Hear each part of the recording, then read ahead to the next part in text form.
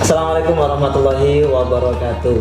Waalaikumsalam warahmatullahi wabarakatuh. Bismillah, alhamdulillah, wassalatu ala rasulillah, la hawla wa la quwata illa billah, amma ba'd. Pemirsa TV 5 dimanapun berada, pada saat ini kita berada di acara MB Guys, yaitu Majelis Berkah Gema Ubudiyah Syariah. Kalau saya bilang seperti itu, MB Guys, jawabannya Ramadanku Ceria. Ini yang di majelis saat ini bisa mempraktekkan terlebih dahulu ya. Saya coba dulu, MB Guys, Ramadanku ceria. Bismillahirrahmanirrahim. Syukur kita kepada Allah Subhanahu wa taala, kita bisa memulai program baru kita di Ketakmiran Masjid Darul Ilmi SMK Negeri 5 Surabaya ini dengan program MB Guys ini. Mudah-mudahan bisa memberikan banyak manfaat kepada siapapun yang menyimak acara ini. Di sini telah hadir bersama kami Ustadz Muhammad Sofyan Hadi bersama ibu-ibu yang luar biasa dari tenaga kependidikan. Di sini ada Bu Is dan juga Ibu Ainur Rahma sebagai guru di SMK Negeri 5 Surabaya. Hadirin yang dirahmati oleh Allah, kita akan ngobrol-ngobrol ini ya. Monggo nanti kita santai, apa kira-kira yang akan kita bahas terkait dengan ibadah bulan suci Ramadan tahun ini. Mungkin saya memulai dulu ini Ustadz, obrolannya. Ini kan kita di lingkungan sekolah ini Ustaz. Lingkungan sekolah. Kadang-kadang ada anak itu mulai masuk awal, apalagi kemarin itu Ustaz. Banyak yang masih menganggap berat menjalankan puasa sambil beraktivitas gitu. Gimana nih menurut panjenengan Ustaz? Terima kasih. Assalamualaikum warahmatullahi wabarakatuh. Waalaikumsalam. Terima kasih kesempatannya pada program baru ini. Tahun kemarin kita Karomah. Sekarang lagi tren MBG, programnya ikuti MB Guys. Mengikuti zaman. Ini menunjukkan betapa kreatifnya teman-teman takmir masjid. Alhamdulillah. Kreatif apa kritis ya? Ya. Gini Ustaz, tadi ada pertanyaan dengan kaitannya dengan aktivitas, apakah harus menurun kualitasnya ketika Ramadan tiba, kira-kira seperti itu. Tadi di masjid saya mendengar guyonan Ustaz Fitra ketika tadi ada anak-anak yang datang terlambat, datang ke masjid karena tidur katanya tadi ya, tidur di kelas atau apa tadi, dan mereka berkilah sedang ibadah gitu. Sedang ibadah gitu. Dan Ustaz Fitra spontan ngomong so'imun naum. Naum so'im tadi. Memang dalilnya kan naum so'im memang kan. Yeah. Yang naum so'im ibadah gitu. Tapi ketika dibaca so'imun naum gitu, bukan tidurnya orang yang sedang berpuasa. Karena naum so'im itu menggambarkan tidurnya orang yang berpuasa karena terlalu lelah, kecapean dalam beribadah. Jadi dia mengejar fadilah Ramadan, ngajinya, wiridnya dan sebagainya itu maksimal. Kelelahan itu sampai ketiduran. Ketidurannya itu dicatat sebagai ibadah. Andaikan dia membaca Quran, tidurnya itu tetap dihitung membaca Quran. Andaikan dia berzikir lelah sampai ketiduran, bersandar maka tidurnya tetap dihitung sebagai sedang berzikir. Tapi kalau so'imun naum, orang berpuasa yang terus tidur itu enggak kategori itu kan gitu. Selama ini kan orang memahami tidurnya orang berpuasa itu ibadah itu, kemudian ibadahnya tidak tapi diganti dengan tidur. Padahal tidak diawali dengan ibadah. Males sampai tidur gitu. Ya, maka tidurnya dihitung males gitu. Tidurnya dihitung males gitu. Bukan dihitung ibadah gitu. Ya kira-kira seperti itu. Kemudian anak-anak pagi ini nanti ada Bu Khatib yang bisa menjelaskan ya. Ternyata tidak jadi masuk jam 8 kemarin. Iya, banyak yang salah ini ya. Termasuk saya kan. Saya itu datang terlambat itu bukan karena niat telat, tapi karena mindset saya itu masuknya jam 8. Ketika saya masuk, loh, aku sudah banyak ya. Saya tanya teman-teman, loh, saya jam 7, berarti saya salah membaca berita itu. Itu kayaknya salah baca itu saking banyaknya ibadah. Sampai berusaha buka HP itu tidak sempat tadi. Hampir sama dengan tadi, ketiduran, kelupaan. Tapi kayak gitu-gitu dimakfu guys. Semoga. Ini melanjutkan Pak Fitra Ustaz ya. Iya. Gini. Jadi memang kadangkala itu kalau kita masuk saat Ramadan itu ada plus minusnya gitu ya. Pada saat masuk Ramadan kita puasa itu kita sebenarnya pingin lebih baik dari sebelum puasa kan gitu ya, baik ngajinya maupun hal-hal. Tapi pada saat masuk itu karena kita ini komunitasnya ini misalkan ibu-ibu itu mesti ngomongnya kan ngalor ngidul, kadang-kadang nyerempet gibah. Terus sampai ini kita pulang itu jam 2, jam 14 ya, jam 14 pulang. Sudah ngajar ke Rupeng atau di kantor, ngomong-ngomong macam-macam, meskipun nanti yang digibahin bisa artis, bisa apa, tapi kan itu sudah masuk wilayah gitu ya. Terus tiba-tiba di rumah sudah capek, nggak tahu kalau habis dari sekolah itu kok tiba-tiba kalau sudah di rumah itu rasanya nggak ada tenaga, terus ngantuk. Lah ini bahaya, bagaimana itu? Capeknya ya, jadinya dawa dosa terus tidur ya. Oh ini maksudnya lebih baik tidur daripada ghibah. Iya. Jadi kalau saya mungkin kalau puasa itu senengnya ya libur. Sehingga tidak banyak berinteraksi, berkomunikasi dengan orang gitu ya. Takut perjalanan puasa dari dulu sampai sekarang maksud sih enggak ada peningkatan, sih tetap hanya menahan haus dan lapar gitu. Jadi bagaimana itu? Kira-kira apakah kita harus menghindari habis ngajar terus langsung menyendiri kemana?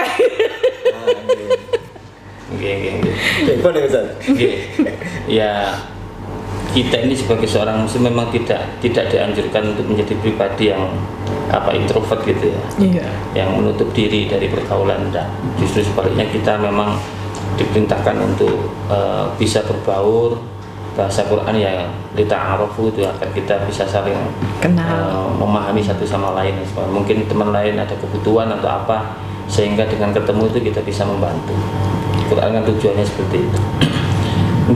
Tetap kita dalam koridor ingat saja kalau kita sedang berpuasa. Rasulullah kan pernah mengatakan kalau kita diajak orang ramai aja, diajak orang kelahi ya kan, kita digarai wong, dan itu sekiranya itu membuat kita jengkel, kita bisa marah. Kita tidak boleh marah, sunahan kata Rasulullah, kita terus ngomong sepurane aku poso kan gitu. Ya mungkin termasuk dalam hal yang tidak baik tadi yang dicontohkan Bu Ainun, ketika ada komunitas ngajak kita tahu itu tidak baik ya, kita diajak ya kita harus berani mengatakan sepurane yo aku poso. Nah, mungkin seperti itulah ya, kira-kira kita ingat. Tapi kalau mendengar saja kan banyak ya, kita sudah menjauh lah. Tapi kan mendengar.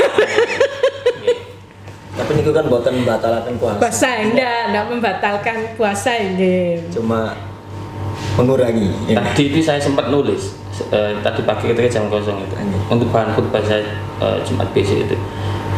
Saya nulis tentang puasa minimalis dan puasa maksimalis.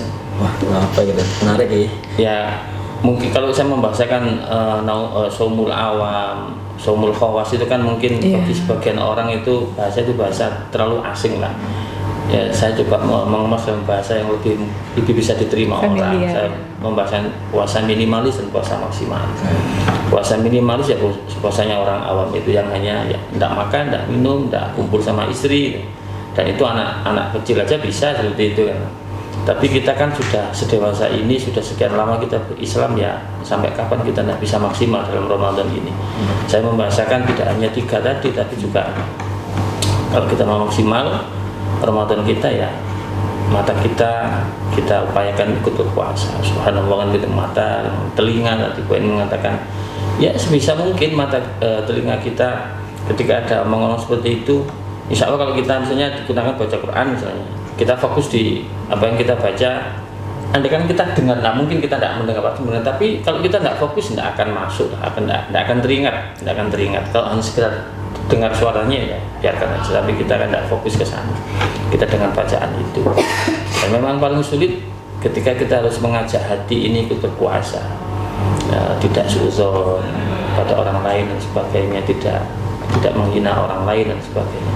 Saya puasa itu, saya kemarin pas baca Quran surat Al-Hujurat itu, saya menemukan sangat erat hubungannya dengan esensi makna puasa dalam Al-Hujurat itu. Ketika puasa hati itu salah satunya di zaman sekarang adalah ketika kita menjadi orang yang cerdas dalam memilih informasi di media. Al-Hujurat begitu ya. Kemudian yang kedua, tidak berbohong, tidak berbohong. Sekarang itu banyak orang yang ngapunten, pinter, tapi kepintarannya, kepandaiannya itu juga menjadikan dia semakin pandai dalam membuat berita-berita yang hoak, yang tidak baik sekarang ini.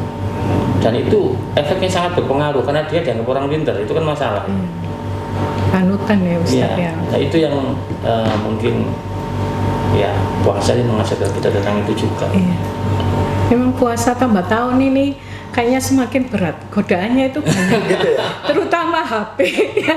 Nah mungkin masalahnya kita itu sudah terbiasa ya, HP itu mesti dilihat. Karena ini saya seneng dengan drama Korea, drama Cina, mesti langsung FYP ya, keluar kan itu ya, mesti keluar ya, yang itu. Nah saya juga seneng lihat orang-orang ganteng. Lah itu terus ya Itu normal. Gimana Ustaz? Itu yang dosa HP-nya iya. Semakin berat. lama itu semakin kalau berat. bahasa sampai kemarin mengawasi terawih masjid ke masjid kan, imam kemana-mana. Iya. Gue soft tambah maju-maju. sedikit Kan Ustaz. tambah maju karena saya lihat keceriaan Ramadan tahun ini dibanding tahun sebelumnya itu berkurang. Artinya semangat orang-orang dalam tarawih, tidak tahu karena ini malamnya hujan atau apa saya tidak tahu juga ya. Tapi saya lihat kalau dulu-dulu itu awal-awal begini masjid musola sampai meluber ke jalan-jalan dan sebagainya, sampai buka teror dan sebagainya. Ini enggak, saya lihat cuma enggak ada sampai seperti itu. Banyak pada saat ini takjil Ustaz. Saya kemarin itu kan habis pergi ya. Namanya takjil. Kemudian mampir ke masjid. Masjid itu menyediakan takjil banyak. Orang kan ada ngaji kitabnya, ada hadrohnya itu ya, menunggu maghrib. Itu jamaah itu banyak, hampir kurang lebih 300-an ke atas, menyediakan 500 pak nasi gitu ya. Lah setelah berbuka masuk ke maghrib, saya lihat sofinya loh kok gak ada, berarti orang ini berbuka saja. Jadi mungkin mengejar takjil karena mungkin lebih menjanjikan dibanding. Nah kalau menyambung yang tadi disampaikan, semakin maju, jamaah berkurang. Ini pengalaman pribadi saya untuk tahun ini. Saya saat ini memilih lebih baik sholat tarawih munfarid di rumah. Karena di masjid dekat rumah itu suaranya rame anak kecil, jadi tidak bisa dikendalikan, sehingga konsentrasi ini tidak ada sama sekali. Kekhusyuan itu malah isinya ya Allah cek rame nih, jadi suara imam atau apa itu akhirnya kalah dengan anak-anak yang kejar-kejaran, teriak-teriak. Sedangkan kalau saya akhirnya sholat di rumah, setidaknya dalam setiap sujud bisa menangis, bisa sambat. Nah menurut Ustadz itu kayak gimana ini? Yang pertama kita harus ingat dulu ya saudara ya, fikih tentang fikih nisa itu ya. Sebaik-baiknya sholatnya seorang perempuan itu sholat di rumahnya, di rumahnya. Jadi bukan di masjid, bukan di mana. Sebaik-baiknya sholat perempuan di rumahnya. Kalau sudah di rumah, lebih baiklah lagi di mana? Di dalam kamarnya. Lebih baik lagi di dalam kamar pintu ditutup, lampu dimatikan. Sampai seperti itu, artinya apa? Semakin dia terjaga dari hal-hal yang bisa menimbulkan fitnah, intinya kan begitu.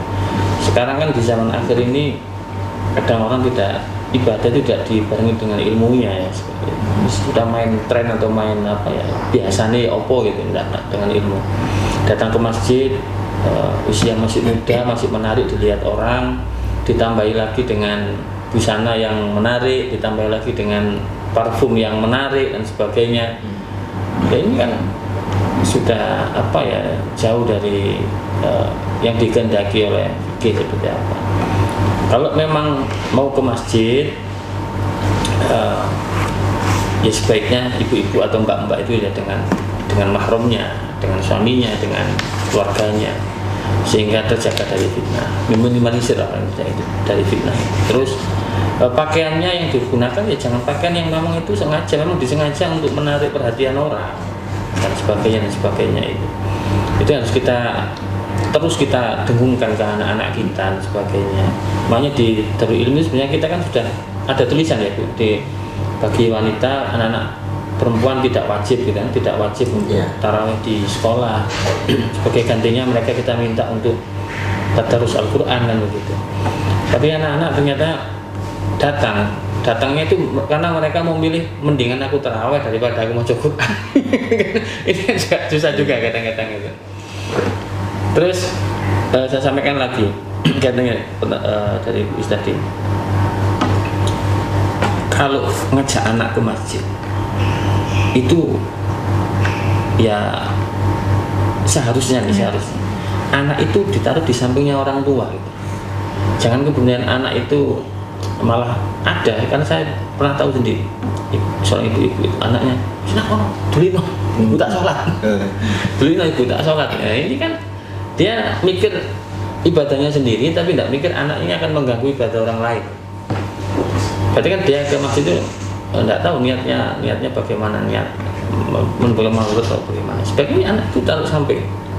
Sekalian kita ngajak anak, ngajari anak kita ibadah, ngajari anak kita sholat. Di samping didudukkan, diajari bagaimana, ayo berdiri, ayo duduk, ayo apa.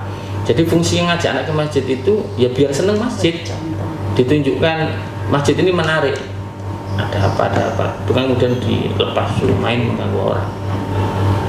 Nah sekarang itu yang lagi banyak terjadi. Meskipun kami selaku di Ketakmiran selalu menghimbau jangan terlalu bersikap keras terhadap anak-anak kecil. Kenapa? Karena nanti khawatir anak itu trauma dengan masjid orang keren-keren, ngusir dan sebagainya. Jadi betul, milih merconan di jalan-jalan itu artinya kan itu.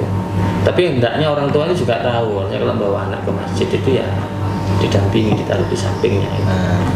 Terus yang terakhir ingin saya sampaikan, ini untuk umum ya, bukan untuk wanita saja ya.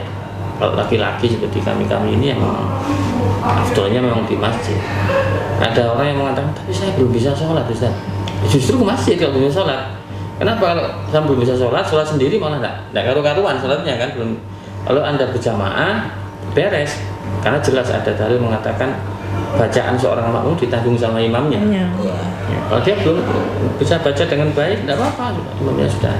Anda kan bukan hanya imam, ini saya berjamaah sampingnya Ustaz Fitra, bacaan saya tidak baik, Ustaz Fitra bacaannya baik. Loh ini gampangannya kan dibelutut gitu loh. Baiknya bacaan Ustaz Fitra ini saya dapat juga, bukan hanya dari imam saja. Jadi jamaah bacaannya baik itu bisa mempengaruhi bacaan teman-teman yang tidak baik. Itu hebatnya jamaah. Nulari. Iya. Itu hebatnya jamaah. Ini sebenarnya memang kita biasakan untuk berjamaah dan sebagainya itu dalam konteks keilmuan. Kita ilmuwan berjamaah itu bukan hanya sekedar ya pokoknya senang-senang. Masa saya mengkritik anak-anak itu datang tarawih jauh-jauh kemana-mana boncengan lagi perempuan ini kan eman. Gitu, akhirnya seperti Pamitnya tarawih diizinin sama orang tua. Pamitnya tarawih. Kalau tidak pamitnya terasa tarawih itu berarti kan sudah dicatat baik ya. Niat. Niatnya baik. kemarin saya ngomong Nggak nyampe muda gitu. di depan teman-teman yang biasa ngaji di masjid itu. Kan mau teman-teman datang niat ngaji, saya nggak bisa, hanya saya pulang dengan. Tapi teman-teman sudah niat ngaji, saya bilang nggak apa-apa. Karena ada dalil mengatakan niatul mukmin khairum min amalihi. Niat baiknya seorang mukmin itu lebih baik dari perbuatannya. Durung dilakoni, niat kok itu lebih baik daripada perbuatan. Kenapa? Kata para ulama, banyak alasan lah. Salah satunya yang jelas, niat itu bersih dari sombong, bersih dari ujub. Nah, niat yang tahu kan hanya dia sendiri hatinya. Tidak mungkin dia ada kesombongan. Niat masih niat. Lebih bersih, lebih ikhlas. Tapi kalau sudah berupa amal, amal itu susah menjaga keutuhannya. Kadang kita awalnya baik, tapi pasca dilakukan muncul macam-macam. Ya, kira-kira begitulah. Oke, udah terasa ini obrolannya sudah banyak ilmu yang didapatkan, mulai dari keseimbangan antara, kalau bahasanya khotib kemarin itu ya, Pak Kasih Pais, itu menarik Ustaz ya. Okay. Keseimbangan antara puasa itu adalah ibadah produktif bukan konsumtif, katanya itu ibadah aktif bukan pasif. Ini mungkin menjawab semua tadi yang kita perdebatkan tadi itu. Jadi kita berangkat sekolah, kerja dan seterusnya itu bagian dari produktivitas yang mengisi kegiatan Ramadan seperti itu Ustaz ya. Jadi anak-anak yang kebiasaannya mager itu, mager-mager, kalau tahu konsep ini insya Allah lebih menggunakan kias aulawi mungkin Ustaz. Tidur saja berpahala, apalagi beraktivitas dan seterusnya. Iya, Ustaz, gitu ya. sedikit ya. Ini tadi mengenai apa ini aktivitas kita berpuasa supaya bernilai ibadah gitu ya, semuanya bernilai ibadah. Apakah harus kita ucapkan niat, atau kadang-kadang kan kita ya karena sudah merupakan rutinitas berangkat ke sekolah ya memang ngajar, tapi kadang-kadang kita lupa meniatkan apa yang akan kita kerjakan ini loh. Apakah memang harus perlu gitu ya. Kita niatkan dalam hati, misalkan Bismillahirrahmanirrahim, kemudian ya Allah saya niat untuk ini ya, ataukah meskipun tidak itu ya Allah Maha tahu. Auto ya, otomatis gitu. Ya, memang kita semua tentu sudah masyhur lah itu. Segala sesuatu itu memang disandarkan pada niatnya begitu. Tapi harus kita pahami, niat itu tidak harus ditalafutkan, tidak harus dilafalkan, tidak harus diucapkan saya niat ini niat itu tidak begitu. Karena niat itu definisinya memang mahal ini qalbi. Tempatnya itu ada dalam hati. Iya, dalam hati, ya dalam. Ketika anak kerentek gitu, ada kerentek, bahasa orang Jawa kerentek, ada kesadaran ya. Ada kesadaran dalam hati untuk melakukan sesuatu, itu namanya niat. Tapi memang ada kesadaran, kalau ada kesadaran mau budal itu namanya bukan niat juga itu. Tapi memang dibiasakan keluar dari rumah, kemudian kita bismillah, otomatis langsung nyambung dengan bismillah niat ibadah, itu aja. Bismillah niat ibadah, berangkat. Ibadah kita kan ya majmuk nih, macam-macam. Kita mulai ngajar mau seperti ini, dan kita ngambil sampah taruhan ini ibadah semua kan. Kalau kita niat dari rumah, kita niat ibadah sudah semuanya, selama tidak maksiat nilai ibadah. Nilai ibadah. Saya kira begitulah. Ya. Mungkin kita akan lanjut lagi dengan topik-topik yang lebih menarik. Ini masih banyak PR-nya, nanti nyambung terus itu kayaknya. Tadi kesambung niat, nanti gimana itu niat puasa itu belum dibahas juga. Mungkin akan kita bahas untuk pertemuan selanjutnya di acara MB guys, Ramadanku Ceria. Di sini kita akan dapat banyak tentang nilai-nilai ubudiyah dan hukum-hukum secara syariah. Terima kasih atas kesempatan menonton kami ngobrol-ngobrol santai dalam acara ini. Wassalamualaikum warahmatullahi wabarakatuh. Waalaikumsalam warahmatullahi wabarakatuh. Terima kasih Bu. Kami.